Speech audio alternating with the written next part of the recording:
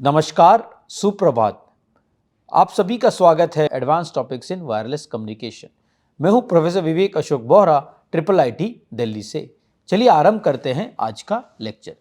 तो जैसे हमने पिछले कुछ लेक्चर्स में multiple input multiple output systems के बारे में और अत्यधिक जानकारी प्राप्त की। हमने देखा कि multiple input multiple output systems को आप single input multiple output systems या multiple input single output systems के से भी कैटेगराइज कर सकते हैं। जहाँ पर जैसे साइमो सिस्टम्स की अगर मैं बात करूँ, जहाँ पर एक सिंगल इनपुट है और मल्टीपल आउटपुट है या मल्टीपल रिसीवर्स है, आप उसमें रिसीवर डाइवर्सिटी का प्रयोग करके परफॉर्मेंस में काफ़ी वृद्धि ला सकते हो।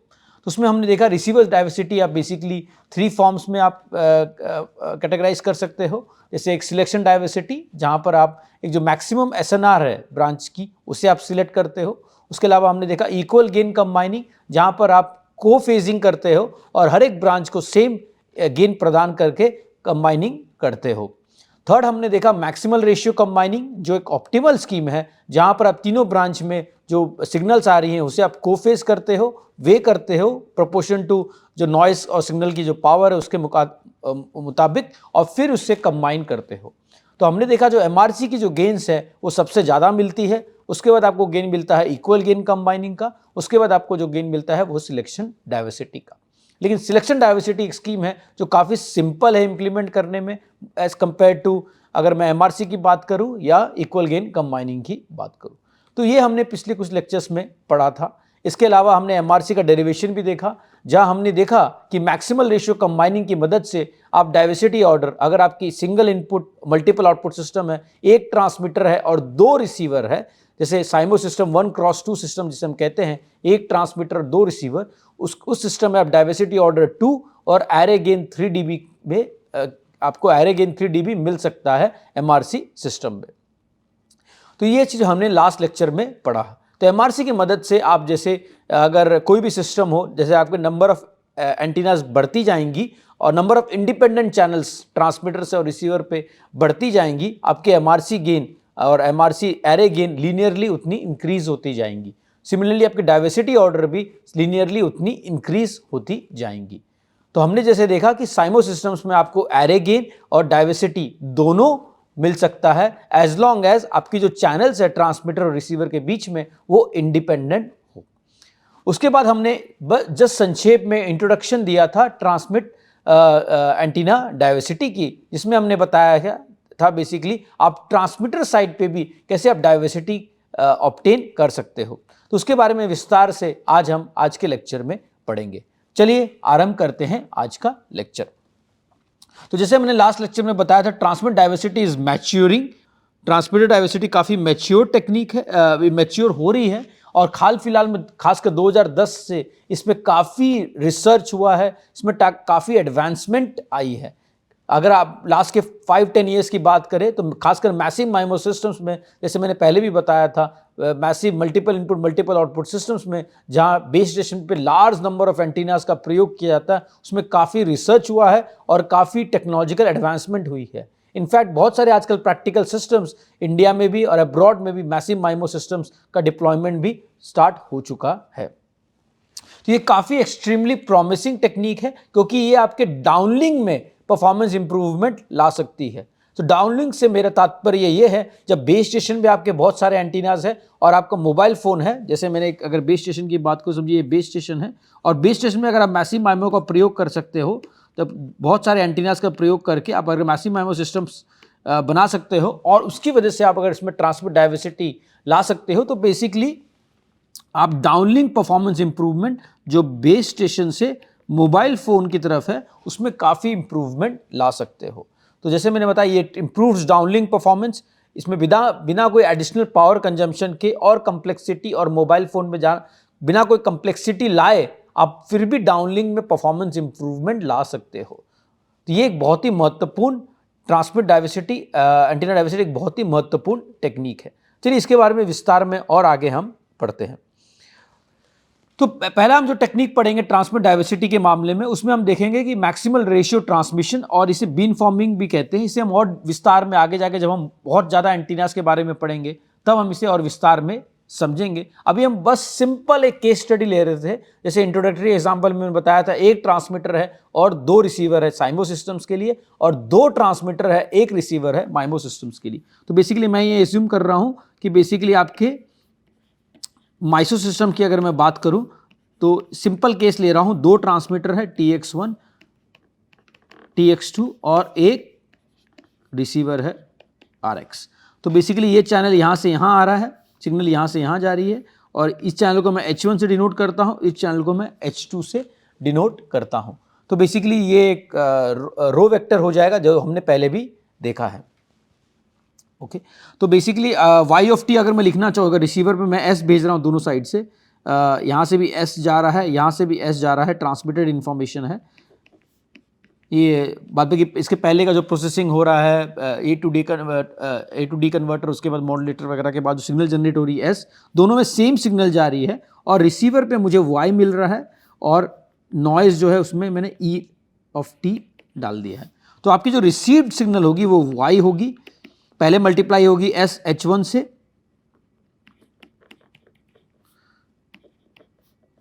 फिर मल्टीप्लाई होगी s H2 से,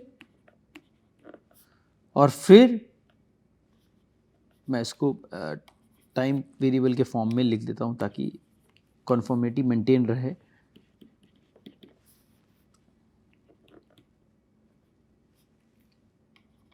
इसको भी एस टी कर देता हूं, S of T S2 plus E of T. एक चीज और इसमें बहुत इंपॉर्टेंट और ध्यान रखने की बात है कि ट्रांसमीटर में जब भी हम एज्यूम कर रहे हैं कि बेसिकली ट्रांसमीटर मल्टीपल ट्रांसमीटर है और एक रिसीवर है, तो हम इसमें जनरली कुछ प्री प्रोसेसिंग करते हैं सिग्नल पे। तो प्री प्रोसेसिंग जो वेक्टर है उसे हम जनरली W1 और W2 से डिनोट करते हैं। तो इस मामले में मैं दिखाऊंगा कि बेसिकली अगर मैं इसे डिफरेंट कलर से डिनोट करूं तो हम ये दिखाएंगे कि यहां पर एक प्री प्रोसेसिंग होता है W1 और W2 का। तो W1 और W2 की जो वैल्यूज होती है वो काफी महत्वपूर्ण होती है, इसे हम आगे जाके प्री कोडिंग के नाम से भी समझेंगे। अभी हाल फिलहाल में आप ये जस्ट समझिए कि इसमें हम कुछ प्री प्रोसेसिंग कर रहे हैं S पे, उसको ट्रांसमिशन करने के पहले। तो बेसिकली मैं ये सिग्नल को इस माध्यम से भी लिख सकता हूं, W1 S of t H1 plus W2 S of t H2 plus E of t। तो इस माध्यम से भी मैं इसे लिख सकता हूं। तो अगर मैं SNR कैलकुलेट करने का कोशिश करूं y में, अगर y में SNR कैलकुलेट करने का कोशिश करूं, ये इक्वेशन को मैंने यहां पर भी लिखा है। अगर मैं SNR कैलकुलेट करने का कोशिश करूं y ऑफ t की, तो ये SNR है, रिसीव्ड SNR है ये।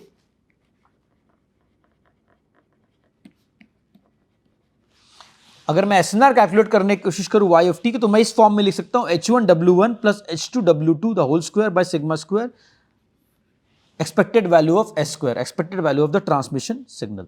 तो ये बहुत ही महत्वपूर्ण है, आप इसमें प्लीज ध्यान दीजिएगा।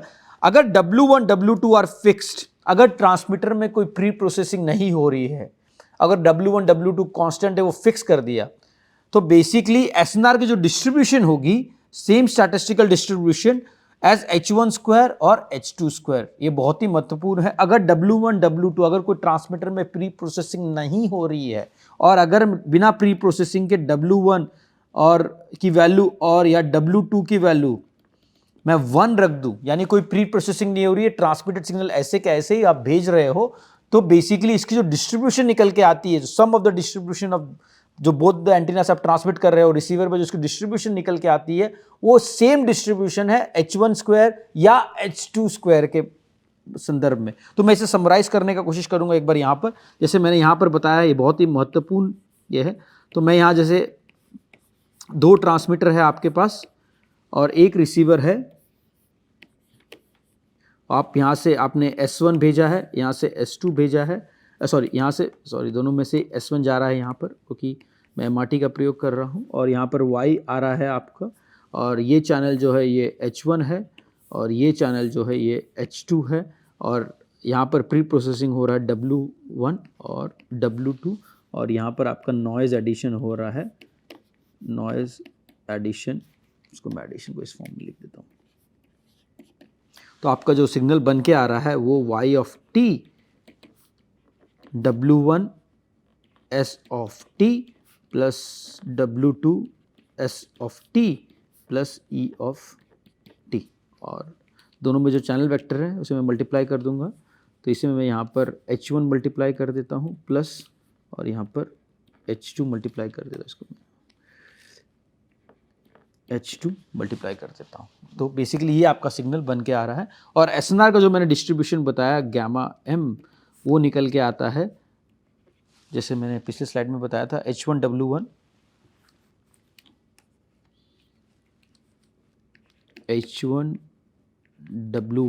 Plus H2W2 the whole square sigma square expected value of S square. तो अगर मैं इसको गौर से देखूं, H1W1 plus H2W2 the whole square by sigma square E expected value of S square, इसको अगर मैं गौर से देखूं तो ये डिस्ट्रीब्यूशन होगा H1W1 प्लस H2W2। इसमें प्रॉब्लम ये है कि अगर आपने W1 W2 इक्वल टू 1 रख दिया तो बेसिकली इसका जो डिस्ट्रीब्यूशन निकल के आएगा, सम ऑफ द डिस्ट्रीब्यूशन जो निकल के आएगा वो H1 plus H2 the whole square का जो डिस्ट्रीब्यूशन निकल के आएगा वो सेम H1 स्क्वायर या H2 स्क्वायर के समान ही होगा। तो बेसिकली अगर ट्रांसमीटर कोई प्री प्रोसेसिंग नहीं कर रहा है और W1 और W2 की वेट्स को ऑप्टिमाइज नहीं कर रहा है तो इसमें कोई गेन नहीं मिलेगा आपको। ये बहुत ही इंपॉर्टेंट सेंटेंस है जो मैंने यहां पर भी मेंशन किया है। Therefore, it is impossible to choose fixed element such that diversity is achieved without transmitter having the CSI। अगर ट्रांसमीटर के पास CSI नहीं है और ट्रांसमीटर बेसिकली W1 और W2 की वैल्यू को फिक्स रख रहा है तो बेसिकली आप ट्रांसमिट डाइवर्सिटी अचीव नहीं कर सकते। तो इसकी जो डिस्ट्रीब्यूशन निकल के आएगी H1 plus H2 the whole square की, वो सेम डिस्ट्रीब्यूशन होगी आइदर H1 और H2 की। तो बेसिकली इसमें आपको कोई बेनिफिट नहीं मिलेगा, जो सिंगल साइसो सिस्टम की बेनिफिट थी वो सेम इसमें मिलेगी, सेम एज साइसो सिस्टम। तो इसको मैं कलर से दूसरे कलर से डिनोट करके स्ट्रेस देना चाहूँगा, same as SISO system without CSIT। अगर आपके पास ट्रांसमीटर के पास चैनल स्टेट इन्फॉर्मेशन नहीं है, वो कोई प्री प्रोसेसिंग नहीं कर पा रहा है, तो इसमें कोई गेन नहीं मिलने वाला है। अब हम वो केस देखते हैं जहां ट्रांसमीटर के पास CSI है। अगर ट्रांसमीटर के पास CSI है, अगर ट्रांसमीटर के पास CSI है इज नोन, अगर ट्रांसमीटर CSI है तो बेसिकली वेट्स को इस फॉर्म में लिख सकता है। CSI से मेरा तात्पर्य जैसे मैंने पहले बताया, उसे चैनल गेन्स की इंफॉर्मेशन है, उसे H1 क्या है ये पता है और उसे H2 क्या है ये भी पता है। ये किस तरह से ऑप्टेन होता है CSI, जैसे हमने पहले पढ़ा है, एक फीडबैक लिंक होता है रिसीवर से ट्रांसमीटर पे। रिसीवर पहले CSI एस्टिमेट करता है, H1 एस्टिमेट करता है और H2 एस्टिमेट करता है, उसे ये ट्रांसमीटर पे भेजता है। उसकी वजह से ट्रांसमीटर के पास CSI आ जाती है, चैनल स्टेट इन्फॉर्मेशन आ जाती है, उसे वो एस्टिमेट करके वेट्स को ऑप्टिमाइज कर सकता है। तो इसमें अगर वो उसे एस्टिमेट करके वेट्स इस फॉर्म में लिखे, इस फॉर्म में मैंने यहाँ लिखा है, तो बेसिकली आपका जो SNR निकलेगा वो ES/N0 H1 स्क्वायर और इस फॉर्म में निकल जाएगा। और अगर आप इस SNR को कंपेयर करेंगे जो आपको MRC में मिला था, सेम एज MRC, ये बहुत इंपॉर्टेंट है। ये तभी मुमकिन है जब आपके ट्रांसमीटर के पास CSI है। और ये CSI किस तरह से ऑब्टेन होता है, जैसे मैंने फिर से बता रहा हूं, आप पहले रिसीवर एस्टिमेट करता है CSI और रिसीवर फिर ट्रांसमीटर पे फीडबैक देता है CSI का। तो बेसिकली इसकी वजह से उसकी SNR में वृद्धि आ सकती है। तो जो SNR निकलेगा उसका वो सम ऑफ द SNR निकलेगा गामा 1 प्लस गामा 2। यानी अगर दो ब्रांच है तो गामा 1 का जो SNR निकलेगा गामा 1 और गामा 2 का जो SNR निकलेगा। इसमें जो आपको जो गेन मिल रहा है डाइवर्सिटी ऑर्डर 2 और एरे गेन डाइवर्सिटी ऑर्डर 2 और एरे गेन 3 dB। आपको ये दोनों चीज इसमें मिल रहा है अगर आपके ट्रांसमीटर के पास CSI है। ठीक है, ये बहुत ही महत्वपूर्ण कंक्लूजन है। तो ये ट्रांसमिट वेक्टर आप जो बेसिकली जो W है उसे आप इस फॉर्म में लिख सकते हो H1, क्योंकि आपके पास ट्रांसमीटर एंटीना आपके पास CSI है, हमने एज्यूम किया है कि आपको CSI मिल चुका है रिसीवर से, उसकी मदद करके आप वेट्स को डिसाइड कर सकते हो W1 W2। तो आपकी जो ट्रांसमिट वेक्टर इस फॉर्म में आप लिख सकते हो, जैसे ये W1 की जो ट्रांसमिट वेक्टर है आप उसको इस फॉर्म में लिख सकते हो, और W2 की जो ट्रांसमिट वेक्टर है W2 का जो कोफिशिएंट है उसको आप इस फॉर्म में लिख सकते हो। और ये तभी पॉसिबल है जब ट्रांसमीटर के पास CSI है। जब ट्रांसमीटर के पास CSI है तब उसे बेसिकली वो ऑप्टिमल वेट असाइनमेंट कर सकता है, ट्रांसमीटर में प्री प्रोसेसिंग कर सकता है, और जिसे हम आगे जाके प्री कोडिंग के नाम से भी समझेंगे वो कर सकता है। उसकी वजह से बेसिकली उसके परफॉर्मेंस में वृद्धि आ सकती है और उसे सेम गेन्स मिल सकती है जो उसको MRC में मिल रही थी। एरे गेन 3 dB की, यानी twice of array gain 3 dB, और diversity order of 2 for single input multiple output system, यानी एक इनपुट है और दो इनपुट है और एक रिसीवर है। अगर दो TX है और एक RX है तो बेसिकली उसको 2x1 माइसो सिस्टम है, तो बेसिकली उसे एरे गेन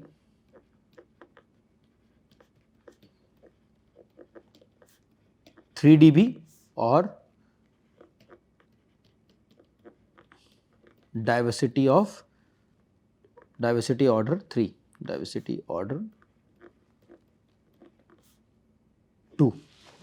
2 मिल सकता है। ऐसे जैसे नंबर ऑफ ट्रांसमिटर एंटीना में बढ़ाऊंगा, अगर सब में इंडिपेंडेंट पाथ्स हो रही है, जैसे यहाँ पर मैंने एज्यूम किया H1 और H2 दोनों इंडिपेंडेंट है, अगर ऐसे जैसे ट्रांसमिटर एंटीना से बढ़ाऊंगा और more and more independent paths add करते रहूँगा तो डाइवर्सिटी ऑर्डर भी आपकी स्केल होती जाएगी और एरे गेन भी आपकी स्केल होते जाएगी।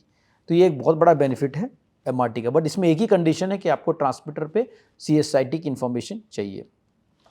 तो अगर मैं कैपेसिटी कंपेयर करूं, ये स्ट्रेट फॉरवर्ड में निकाल सकता हूं कैपेसिटी।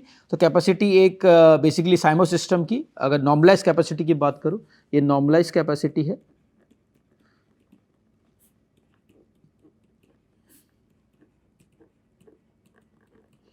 नॉर्मलाइज कैपेसिटी यानी पर यूनिट बैंडविड्थ, ये बैंडविड्थ से स्केल की गई है। अगर साइमो सिस्टम की बात करूं तो उसको इस फॉर्म में हम लिख सकते हैं, ये स्केल करता है नंबर ऑफ रिसीवर एंटीनास के मुताबिक। तो इसको भी अगर मैं देख सकता हूं तो इसमें भी बेसिकली आपके SNR पे एरे गेन आ रही है और डाइवर्सिटी ऑर्डर भी आ रही है आपकी।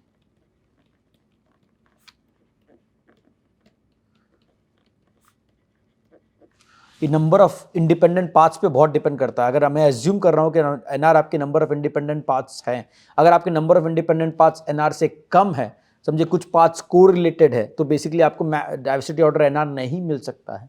अगर एज लॉन्ग एज आपकी जब number of independent paths NR है तभी आपको एरे गेन NR और डाइवर्सिटी ऑर्डर NR मिल सकता है। अगर आपकी number of independent paths NR से कम है, मतलब नंबर ऑफ एंटीनास भले NR हो, नंबर ऑफ रिसीवर एंटीनास भले NR हो, लेकिन number of independent paths NR से कम है, तो आपको डाइवर्सिटी ऑर्डर जो मिलेगा वो NR से कम मिलेगा। तो ये मैक्सिमम डाइवर्सिटी ऑर्डर है, ये मैक्स डाइवर्सिटी ऑर्डर आपको मिल सकता है NR। इस केस में ये डिपेंड करता है आपको कितने नंबर ऑफ इंडिपेंडेंट पाथ्स है ट्रांसमीटर से रिसीवर के बीच में। ये बहुत ही महत्वपूर्ण सेंटेंस है। तो ये जो वैल्यू है NR, ये मैक्स है, जैसे मैंने मेंशन किया, ये मैक्सिमम आपको मिल सकता है। ओके, और एरे गेन NR बेसिकली इसको आप DB में कन्वर्ट कर सकते हो, ये नंबर ऑफ रिसीवर एंटीनास पे डिपेंड करता है। इसमें अगर कोरिलेशन भी रहेगा फिर भी आपको एरे गेन जरूर मिल सकता है। तो ये नॉर्मलाइज कैपेसिटी इस फॉर्म में हम लिख सकते हैं, ES/N0 इंटू NR। अगर साइसो सिस्टम की बात करूँ तो इसको अगर मैं सिंपल साइसो सिस्टम से कंपेयर करूँ, साइसो सिस्टम का log 2 मैं यहाँ लिख देता हूँ, साइसो सिस्टम की अगर कंपेयर करूँ, साइसो log 2 1 प्लस ES/N0 होगा फॉर अ साइसो सिस्टम। माइसो सिस्टम में, साइमो सिस्टम में ये स्केल हो रहा है NR के मुताबिक। ओके, ये तब साइमन सिस्टम मैंने बताया, ये सिर्फ इसमें सिर्फ CSIR की ज़रूरत पड़ती है, इसमें CSIT की ज़रूरत नहीं पड़ती है अगर आपको डाइवर्सिटी गेन और एरे गेन दोनों चाहिए तो साइमो सिस्टम में सिर्फ आपको channel state information at receiver चाहिए रहता है, उसके मुताबिक आप ये कर सकते हैं। अगर मैं माइसो सिस्टम की बात करूँ तो माइसो सिस्टम में आपको अगर ट्रांसमिट बीन फॉर्मिंग और MRT जैसे मैक्सिमल रेशियो ट्रांसमिशन मैंने बताया, अगर CSI अवेलेबल है यानी CSIT अवेलेबल है तो बेसिकली आप इसको इस फॉर्म में लिख सकते हैं जैसे हमने पहले देखा है। और इसकी भी कैपेसिटी अगर आप देखोगे log2 1 + ES/N0 into NT। NT जो है ये नंबर ऑफ इंडिपेंडेंट पाथ्स है और NT जो है नंबर ऑफ ट्रांसमीटर एंटीनाज है बेसिकली, और number of independent paths between transmitter and the receiver. You got it. तो ये number of independent paths between transmitter and the receiver, और मैं एज्यूम कर रहा हूँ कि हर एक पाथ का जो गेन है वो सेम है, इसके बेसिस पे आप इसको इस तरह से फॉर्मुलेट कर सकते हो। तो इसमें भी अगर आप देखोगे डाइवर्सिटी ऑर्डर जो मिलेगा आपको वो मैक्सिमम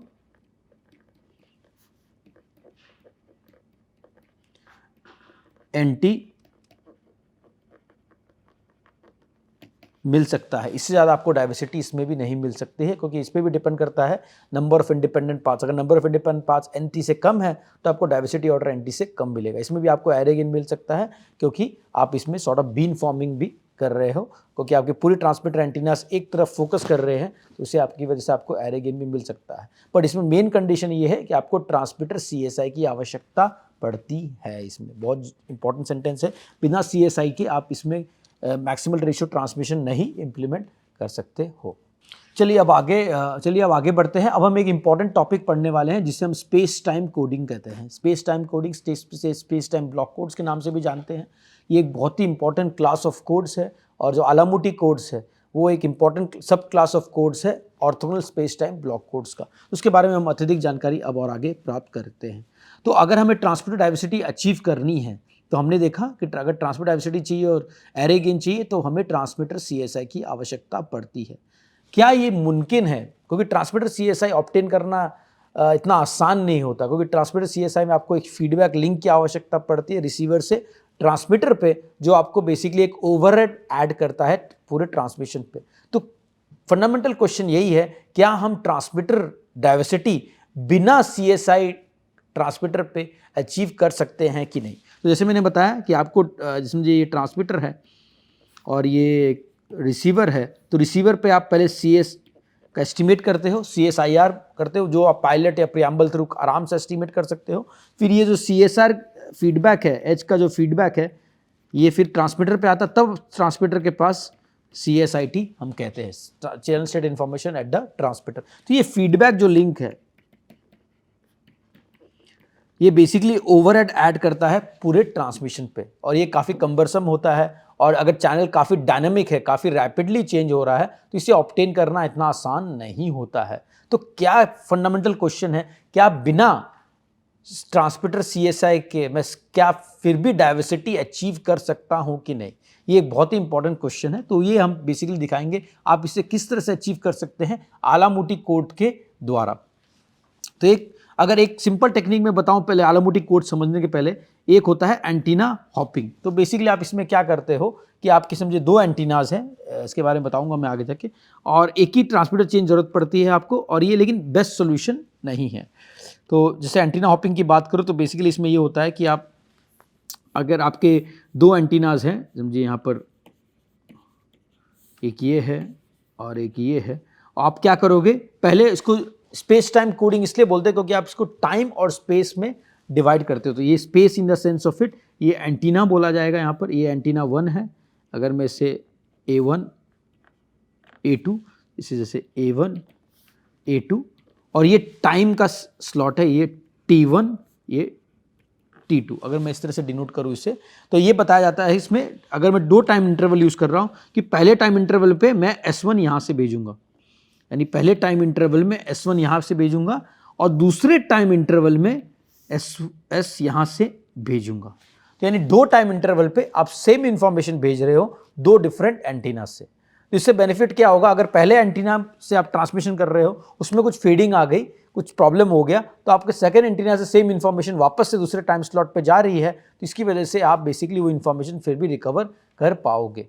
बट इसमें एक मेजर प्रॉब्लम क्या है, ये रेट लॉस करता है, क्योंकि आप सेम इंफॉर्मेशन 2 टाइम स्लॉट पे भेज रहे हो तो बेसिकली आपका रेट स्ट्रेट अवे हाफ हो जाएगा।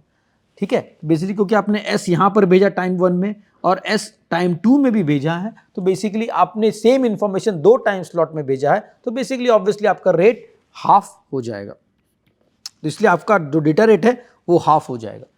ऑल्दो आप ट्रांसमिट डाइवर्सिटी अचीव कर पा रहे हो, क्योंकि आप 2 अलग अलग एंटीना से भेज रहे हो, तो अगर एक एंटीना में आपको फीडिंग आ गई तो दूसरे एंटीना से फिर भी आप सिग्नल रिकवर कर सकते हो, लेकिन इसमें रेट लॉस हो जाता है। तो ये एक अच्छी स्कीम है, बट इसमें रेट लॉस का मेजर प्रॉब्लम है, तो आपका डेटा रेट इफेक्टिवली हाफ हो जाता है इस केस में। ठीक है, तो क्या मैं सेम ट्रांसमिटेड डाइवर्सिटी अचीव कर सकता हूं विदाउट रेट लॉस? तो ये कैसे हम कर सकते हैं, उसके वही आलामुटी कोड्स के बारे में हम समझेंगे कि बिना कोई रेट लॉस के क्या मैं फिर भी ट्रांसमिट डाइवर्सिटी अचीव कर सकता हूं कि नहीं। ओके, चलिए अब देखते हैं, इसकी वजह से आप परफॉर्मेंस में इंप्रूवमेंट ला सकते हैं और थ्रूपुट में भी इंप्रूवमेंट लाएंगे, वो हम देखेंगे आलामुटी कोड्स के जरिए। तो जैसे मैंने बताया, transmit diversity is easy to achieve if rate loss is acceptable. अगर आपको रेट लॉस जमता है तो बेसिकली आप ट्रांसमिट डाइवर्सिटी अचीव कर सकते हो, लेकिन प्रॉब्लम इसमें यही है कि आपका अगर ट्रांसमिट डाइवर्सिटी अचीव कर रहे हो तो आपको रेट लॉस होगा, हाफ डेटा रेट हो जाएगा। Can we achieve higher rate and still achieve diversity? जो क्वेश्चन मैंने पूछा वही यहाँ पर भी पूछा गया है कि हम क्या ट्रांसमिट डाइवर्सिटी अचीव कर सकते हैं without any rate loss? Is there any trade off between rate and performance? क्या रेट और परफॉर्मेंस में कोई ट्रेड ऑफ है? तो इसके बारे में हम डिटेल में आलामुटी कोड्स के द्वारा समझेंगे। तो Alamouti codes is a sort of very important codes, is इसके जो पेपर थे काफ़ी इंपॉर्टेंट पेपर थे, और बेसिकली इसने ये पहला स्कीम था जिसने ये दिखाया था कि आप ट्रांसमिट डाइवर्सिटी अचीव कर सकते हैं बिना कोई रेट लॉस के। तो एक फंडामेंटल सेमिनल पेपर था उस जमाने का, जिसमें ये बताया गया था कि आपको ट्रांसमिट डाइवर्सिटी अचीव करनी है, आप वो बेशक कर सकते हैं बिना कोई रेट लॉस के, और इसमें आपको ट्रांसमीटर CSI की भी आवश्यकता नहीं पड़ती है। तो ये बहुत ही फंडामेंटल चीज़ था, जिसमें आपको ये बताया गया कि TX डाइवर्सिटी मिल जाएगी आपको विदाउट रेट लॉस, कोई रेट लॉस भी नहीं होगा, और विदाउट CSIT आपको चैनल स्टेट इंफॉर्मेशन की भी जरूरत नहीं पड़ती है ट्रांसमीटर में। तो ये बेसिकली विन विन सिचुएशन था उस समय का, जिसमें बताया गया था आपको ट्रांसमिट डाइवर्सिटी भी मिल जाएगी, आपका रेट लॉस भी नहीं होगा, और आपको ट्रांसमीटर पे चैनल स्टेट इंफॉर्मेशन की भी आवश्यकता नहीं पड़ेगी। चलिए अब देखते हैं इसका बेसिकली वर्किंग मॉडल क्या था। तो बेसिकली ये एक पायनियर कोड था, जैसे मतलब 2x1 के लिए 2x1 से मैं इसको समझाने की कोशिश करूंगा। इसका एक्सटेंशन आप 2x2 3x3 बहुत सारे अलग अलग कॉन्फ़िगरेशन के लिए भी कर सकते हैं, बट एज अ फंडामेंटल जो ये प्रपोज किया गया था 2x1 कोड के लिए प्रपोज किया गया था। 2x1 से मेरा तात्पर्य है कि आपके ट्रांसमीटर पे 2 एंटीना है और रिसीवर पे 1 एंटीना है। तो सिमिलर टू अ माइसो सिस्टम जो हमने पहले पढ़ा है, लेकिन माइसो सिस्टम में हमने देखा है कि अगर आपको बेसिकली डाइवर्सिटी और एरे गेन चाहिए तो बेसिकली आपको CSIT की जरूरत पड़ेगी। पर ये पहला स्कीम था जहां पर आपको बताया गया कि आप डाइवर्सिटी अचीव कर सकते हो और रेट लॉस भी नहीं होता है, और बेसिकली इसमें आपको CSIT की भी ज़रूरत नहीं पड़ती है। तो बेसिकली इसका कॉन्सेप्ट बहुत सिंपल था। आपके 2 एंटीनाज हैं ट्रांसमीटर पे, S1 और S2, आपके 2 सिंबल्स आप भेज रहे हो, S1 और S2 आप 2 सिंबल भेज रहे हो। तो पहला टाइम स्लॉट ये T1, अगर मैं फिर से डिनोट करूँगा T1, और ये T2, और इसे मैं एंटीना 1 एंटीना 2 से डिनोट करता हूँ, जैसे मैंने पहले भी किया है। तो इसमें बताया गया कि पहले टाइम में आप S1 पहले एंटीना से भेजोगे और सेकंड एंटीना से S2 भेजोगे। तो S1 जो है आप वो पहले एंटीना से भेजोगे और S2 जो है वो आप दूसरे एंटीना से भेजोगे पहले टाइम स्लॉट में। फिर आप एक काम करोगे, दूसरे टाइम स्लॉट में S2 पहले एंटीना से भेजोगे, S2 कॉन्जुगेट पहले एंटीना से भेजोगे और S1 कॉन्जुगेट दूसरे एंटीना से भेजोगे। तो ये इंटरेस्टिंग है। पहले टाइम स्लॉट पे आप क्या कर रहे हो, S1 एंटीना 1 से भेज रहे हो, S2 एंटीना 2 से भेज रहे हो। दूसरे टाइम स्लॉट में आप क्या कर रहे हो, S2 कॉन्जुगेट एंटीना 1 से भेज रहे हो और -S1 कॉन्जुगेट एंटीना 2 से भेज रहे हो। अगर आपने इस तरह का कुछ ट्रांसमिशन किया तो बेसिकली आप ट्रांसमिट डाइवर्सिटी अचीव कर सकते हैं। तो इसने ये बताया हुआ है।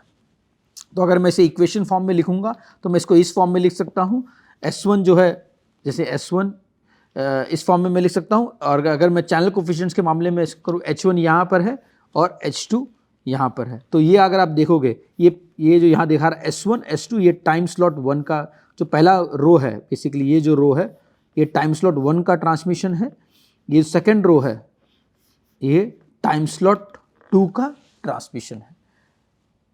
ओके, तो सेकंड जो रो है वो टाइम स्लॉट 2 का ट्रांसमिशन है, और इसे H1 H2 से अगर मल्टीप्लाई करूं तो मुझे आउटपुट में कुछ इस तरह का मिलता है। मैं इसे विस्तार में आगे की स्लाइड्स में भी समझाऊंगा। तो चलिए इसको अच्छी तरह से समझने की प्रयत्न करते हैं। तो चैनल इज अननोन है ट्रांसमीटर, जैसे मैंने बताया ये चैनल अननोन है ट्रांसमीटर पे, तो नो CSIT, आपको CSIT की कोई आवश्यकता नहीं है। पायनियरिंग कोड फॉर NT = 2, जब आपके ट्रांसमीटर पे 2 एंटीनास है, ये बहुत ही पायनियर कोड था।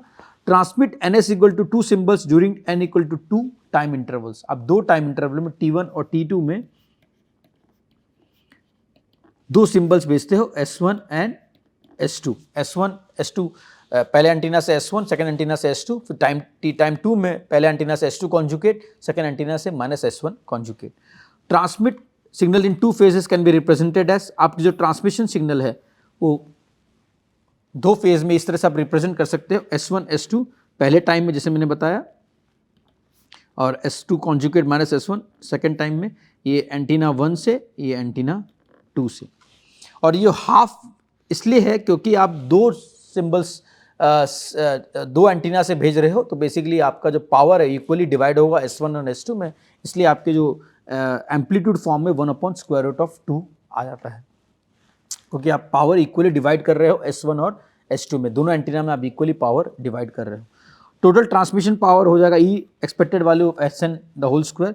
The received signal in phase 1, तो फेज 1 में आपको जो रिसीव्ड सिग्नल मिल रहा है वो इस फॉर्म में मिल रहा है, √0.5, 1/√2 को मैं इस फॉर्म में भी लिख सकता हूँ, √0.5 H1 + H2 × S, where S is the transmitted signal with energy ES. Similarly we can write received signal in phase 2, हम इसी तरह से received signal phase 2 में भी लिख सकते हैं। चलिए अब डिटेल में देखने की कोशिश करते हैं इसे। तो जैसे हमने बताया कि आप ये करते हो, ये पहले टाइम स्लॉट में आप भेज रहे हो, ये टाइम 1 में भेज रहे हो, और ये टाइम 2 में भेज रहे हो, ठीक है। तो आप बेसिकली इसको मल्टीप्लाई कर रहे हो H1 और H2। सो बेसिकली टाइम 1 में अगर मैं लिखूं टाइम स्लॉट 1 यानी T1 में, अब पहले एंटीना से आपने S1 भेजा था, सेकेंड एंटीना से S2 भेजा था, और ये H1 से मल्टीप्लाई होता है, ये H2 से मल्टीप्लाई होता है, और रिसीवर पे आपको समझिए Y1 मिलता है। ओके, तो मैं इसको इस फॉर्म में लिख सकता हूँ, Y1 H1 S1 + H2 S2 + E1। Okay, तो ये अभी आपको दिख रहा है यहाँ पर इस फॉर्म में, और इसको बेसिकली क्योंकि आपने टोटल पावर S1 S2 में डिवाइड कर दी है, तो इसको मैं मल्टीप्लाई कर सकता हूँ बेसिकली 1/√2 से। ओके, तो मैं इसको यहाँ पर एक बार और लिख लेता ताकि आपको आसानी से समझ में आए। तो बेसिकली अगर मैं इसको यहाँ पर पिक्टोरियल लिखूँ, S1 है, पहले एक एक करके करता हूँ, टाइम स्लॉट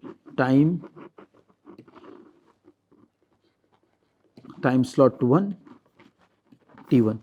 तो बेसिकली आपके 2 एंटीनाज हैं, आपने टाइम स्लॉट 1 की मैं बात कर रहा हूँ, यहाँ पर आपने S1 भेजा है पहले, यहाँ से S1 गया है, यहाँ से S2 गया है, और ये H1 है, ये H2 है, और यहाँ पर आपको Y1 मिल रहा है।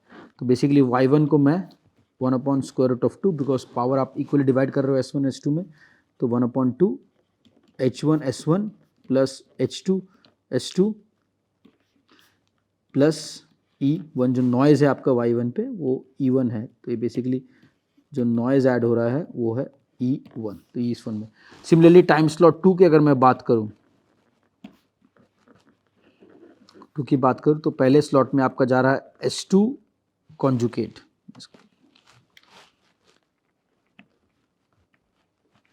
और दूसरे स्लॉट में जा रहा है -S1 कॉन्जुगेट, तो ये भी जा रहा है H1 से H2 से, H1 H2, इसको ये स्लॉट 1 का है, ये टाइम स्लॉट 2 का है, तो ये T2 का है, ये Y2, इसमें भी नॉइज़ ऐड हो रहा है, इसे मैं E2 से डिनोट करूँगा, तो Y2 का जो इन्फॉर्मेशन है वो आप उसे इस फॉर्म में लिख सकते हैं, H1S2 कॉन्जुगेट माइनस, इसको मैं इसी फॉर्म में लिखूँ,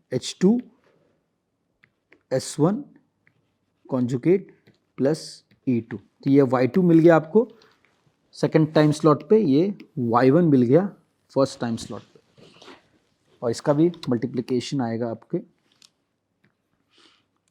1/√2।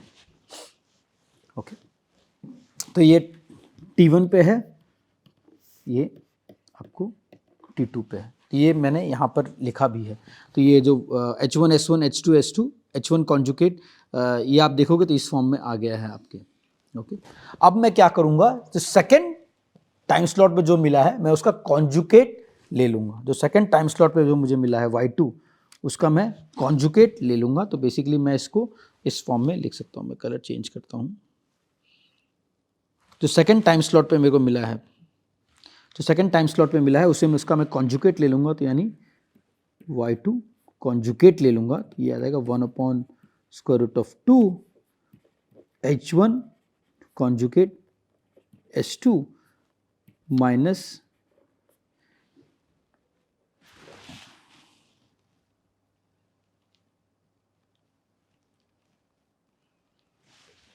H2 कॉन्जुगेट S1 और प्लस E2 कॉन्जुगेट। ओके, तो मैंने इसको इस फॉर्म में लिख दिया। अगर आप कंपेयर करोगे Y2 कॉन्जुगेट की वैल्यू, तो ये इधर आ जाएगी। तो taking complex conjugate of the second receive signal, मैं इसको इस फॉर्म में Y = Y1 Y2 कॉन्जुगेट, तो ये जो पहला वाला है Y1 है, इसमें मैंने नॉइज़ को इग्नोर किया है, नॉइज़ को बाद में ऐड किया है, तो उससे कोई फ़र्क नहीं पड़ने वाला, क्योंकि दोनों ब्रांच में नॉइज़ इंडिपेंडेंट है। और तो ये है Y2। अगर आप कंपेयर करोगे, ये है Y2 कॉन्जुगेट। तो अगर आप कंपेयर करोगे Y1 H1S1 प्लस H2S2 1/√2, और ये भी Y2 conjugate 1/√2 H1 conjugate S2 minus H2 conjugate S1। तो सेम चीज़ आपको यहाँ पर भी दिख रहा है। तो फिर मैं इसको क्या कर सकता हूँ, इसको एक डिफरेंट कैटेगोरी डिकम्पोज कर सकता हूँ 3 डिफरेंट टर्म्स में। पहला वाला है F, तो 1/√2, इसको H1 H2 minus H2 conjugate H1 S1 S2 जो आपका ट्रांसमिटेड सिंबल्स था S उस फॉर्म में है, और ये E उस फॉर्म में मैं इसे लिख सकता हूँ। ओके, तो बेसिकली आपको अगर इसे समझ में आ रहा होगा कि मैंने क्या किया, इसमें चैनल मैट्रिक्स को अलग कर दिया है और ट्रांसमिटेड सिग्नल जो है सिंबल है उसे सिंपली कॉलम फॉर्म में लिख दिया है। और जो नॉइज़ है E1 E2 कॉन्जुगेट, जैसे मैंने बताया था, ये पूरी E2 कॉन्जुगेट यहाँ पर है और E1 यहाँ पर है। तो बेसिकली ये कंप्लीट जो रिसीव है उसे 5.2 में मैं इस फॉर्म में लिख सकता हूँ। F जो है आपका चैनल मैट्रिक्स है, F जो है वो है चैनल मैट्रिक्स, S जो है वो है transmitted signal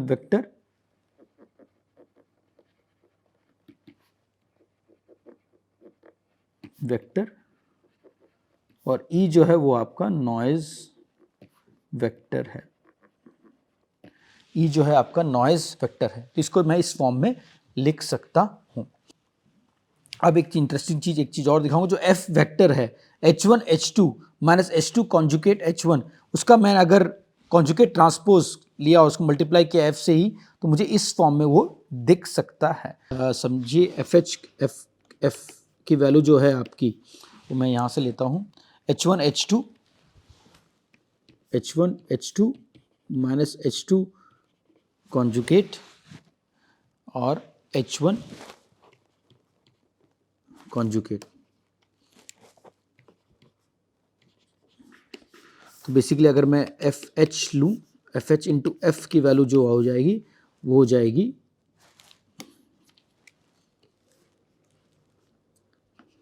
H1 conjugate minus H2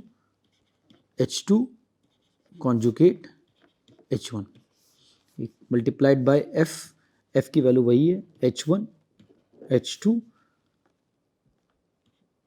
H2 conjugate और माइनस H2 कॉन्जुगेट और H1। तो अगर मैं इसे सॉल्व करूं तो आ जाएगा H1 into H1, H1 square H2 minus H2 plus H2 square और फिर H1 इंटू H2, ये ज़ीरो हो जाएगी। सिमिलरली ये भी ज़ीरो हो जाएगा और H2 into H2 square plus H1 square.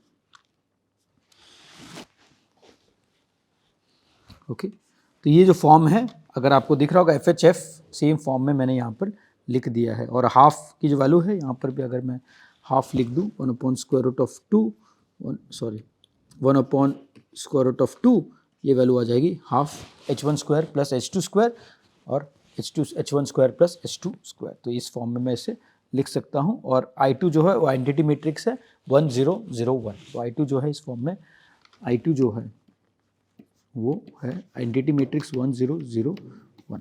तो इस फॉर्म में मैं इसे लिख सकता हूँ, FHF को इस फॉर्म में लिख सकता हूँ। तो इसके बाद हम देख सकते हैं कि अगर मैं एक नया वेक्टर डिफाइन किया Z, अगर मैंने एक नया वेक्टर डिफाइन किया Z और जो रिसीव्ड वेक्टर है, this is the received vector जो हमने देखा है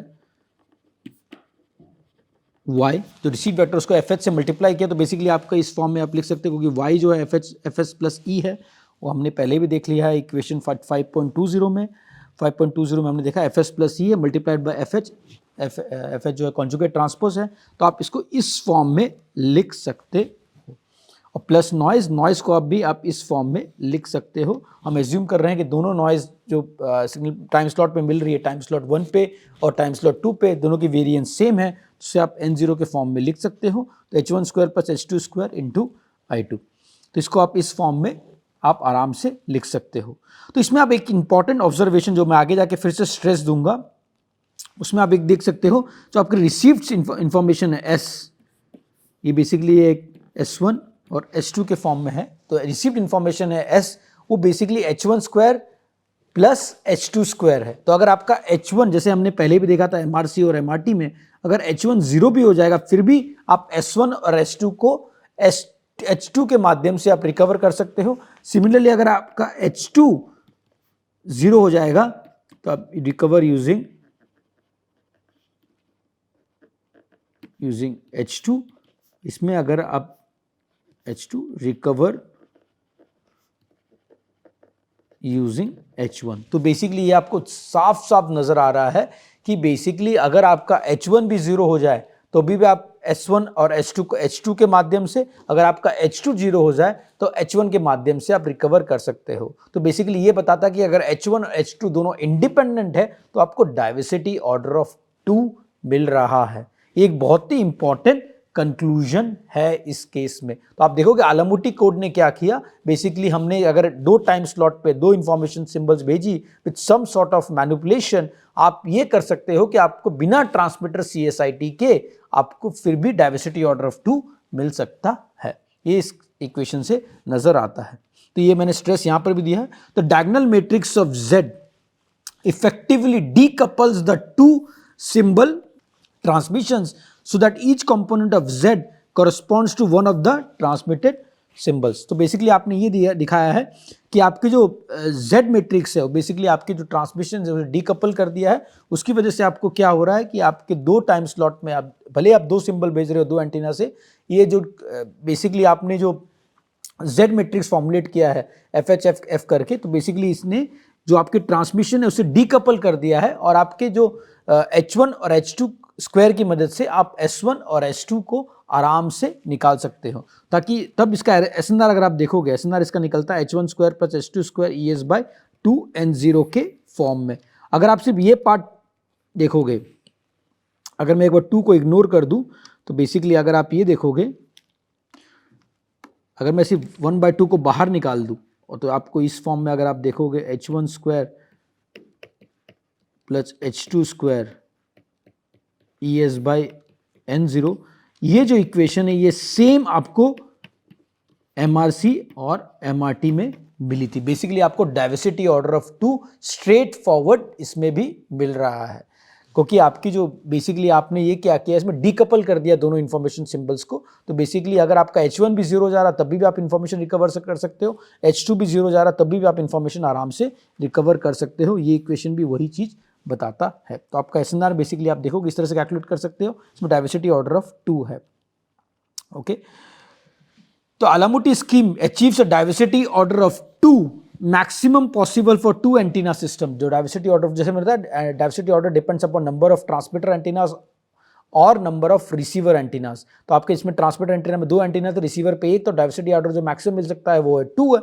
तो Alamuti कोड ने दिखा दिया कि आपको डाइवर्सिटी ऑर्डर ऑफ 2 आराम से मिल सकता है। Achieves an array gain of 1, ये काफी डिफरेंट है एमआरसी और एमआरटी के मुकाबले। एमआरसी में आपको एरे गेन ऑफ 3 dB मिल रहा था, ट्वाइस एरे गेन मिल रहा था, क्योंकि इस केस में आपने ट्रांसमिशन पावर दोनों में इक्वली डिवाइड की है, इसलिए आपका फैक्टर ऑफ 1/√2 आ गया था, याद होगा आपको। तो इसलिए आपकी पावर हाफ हो गई है दोनों एंटीनास के बीच में, इसलिए आपको सिर्फ एक एरे गेन मिल रहा है, यानी इसमें आपको कोई एरे गेन नहीं मिल रहा है, बट इसमें आपको डाइवर्सिटी ऑर्डर ऑफ 2 मिल रहा है। तो effectively there is a loss of 3 dB in SNR। ये आपको इस क्वेश्चन में भी नजर आता है। बेसिकली आपकी जो लॉस है वो है 3 dB इस केस में। तो 3 dB की लॉस की वजह से इसमें एरे गेन आपको सिर्फ 1 मिल रहा है। तो बेसिकली जैसे मैंने बताया कि आपको एरे गेन 1 मिल रहा है, क्योंकि आपका जो SNR है वो इफेक्टिवली आप देखोगे हाफ हो गई है इस केस में, इसकी वजह से आपको 3 dB लॉस है। ठीक है, तो there is effectively loss of 3 dB in the SNR। In comparison maximal ratio